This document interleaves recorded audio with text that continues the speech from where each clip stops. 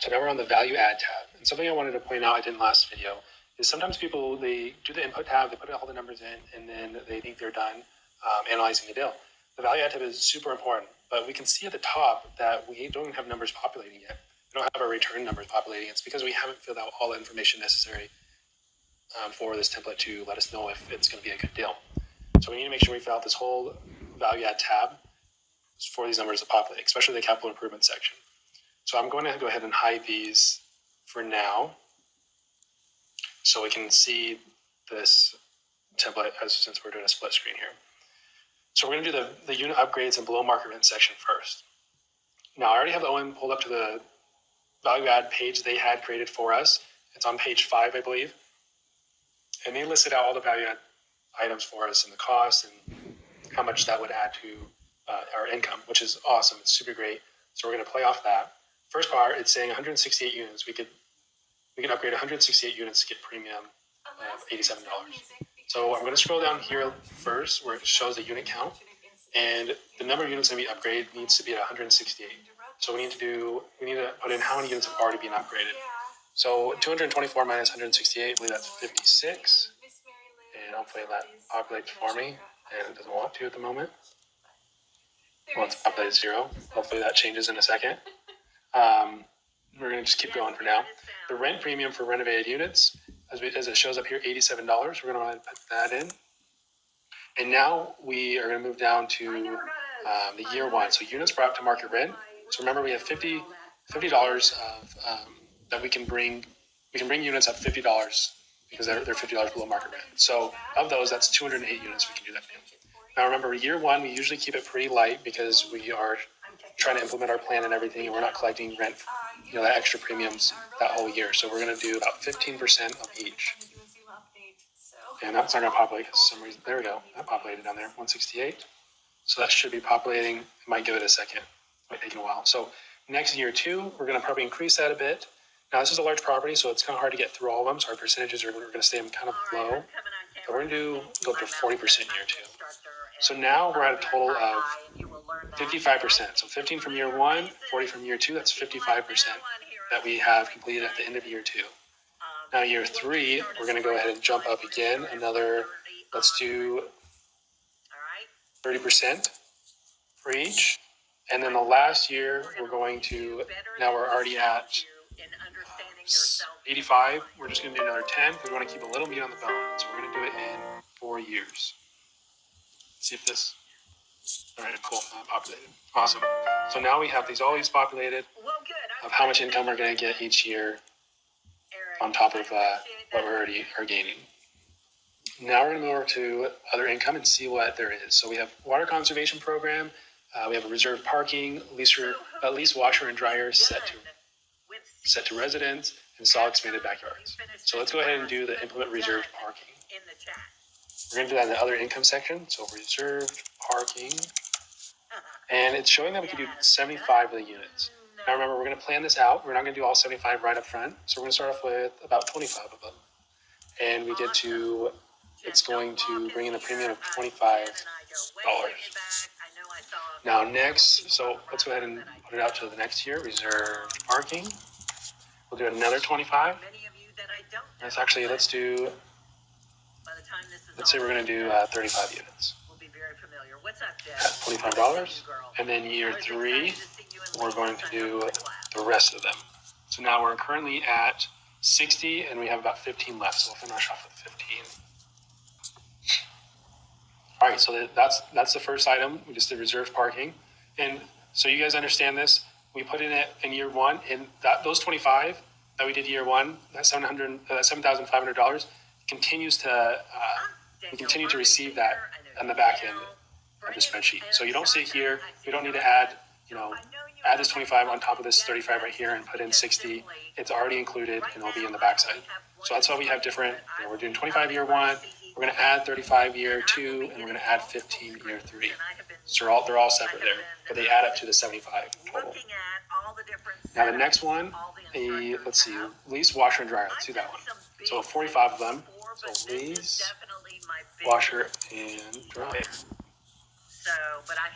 So it's 45. So maybe we start off with 15 of them.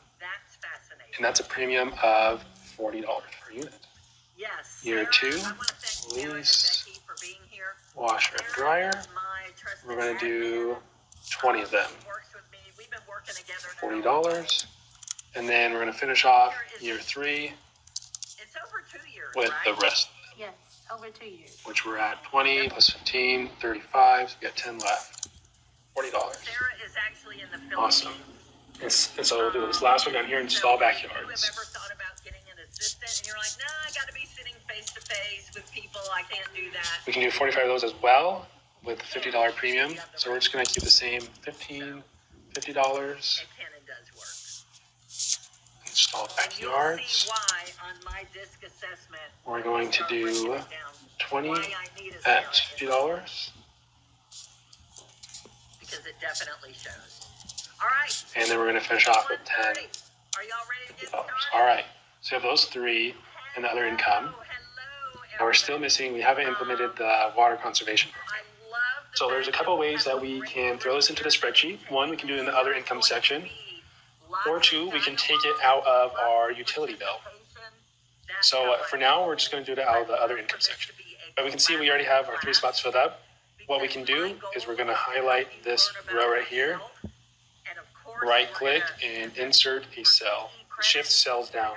We want to make sure we cover this whole line right here, not just the yellow spot. We need to cover the whole line and shift cells down. There you go. Now we can input it right here. Oriole Water Conservation Program. And so this one's kind of a one-time thing. I don't think you need to spread it out. We can do all of it kind of year 1. So we're going to go ahead and put that in for 224 units, $48. And then right here, since it's not populating, we need to hit Control D. That's going to bring down that formula down here into the cell. So it's right there. That's $129,000 that will be not necessarily getting an income, but this will be $129,000 reducing our utility bill. But for now, how the spreadsheet's created, we're just going to put it as other income. And in the future, I'll probably have a section where we can input the water conservation program, and I'll bring our utility bill down. All right, so that's all the other kind of value-added incomes. Now we got to put in all the capital improvements, how much those are going to cost. So unit upgrades, let's start with that. As we can see up here, 168 units at $5,000. 168, $5,000. Next, we're going to do the water conservation program. 224 units at a cost of $506 a unit. Reserved parking for 75 at $20. Lease washer and dryer. It's going to cost us for 45 of the units. It's going to cost us $1,200 a unit. And then expanded backyards.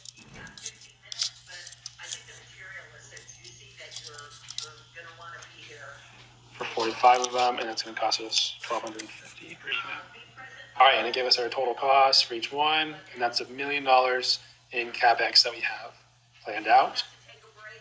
So now we have all those numbers filled out. We also have RUBS down here. We're currently at 72%, so there's really not much room to move, especially since we're implementing the water conservation program. I'm not going to add any more to this. It's already at 72%. We usually don't go over 80, and then we're going to be cutting our utility bill anyways. So I'm going to leave that as is for now. So now let's look at what our returns are at. But before we do that, let me just explain this number over here, the year 1 principal and interest. So I include this over here. Right now, we have to, the banks, the lenders are requiring us to have reserves up to 1 year worth of principal and interest payments or debt payments. So for this property, that's another $1.2 million that we have to have as just kind of backup.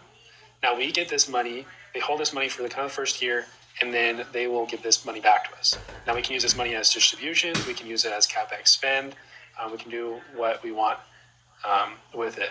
And so sometimes I'll use this money as part of our CapEx. So sometimes I'll bring down, for example, I'll bring down the unit renovation costs, kind of cut it in half and say, okay, so that's about $400,000. We can take that from the year 1 principal and interest. Planning that I'm not going to get this money until year 2, so I need to make sure I have enough money in year 1 to do what the renovations I need to do. So that's a way to kind of play and incorporate this number.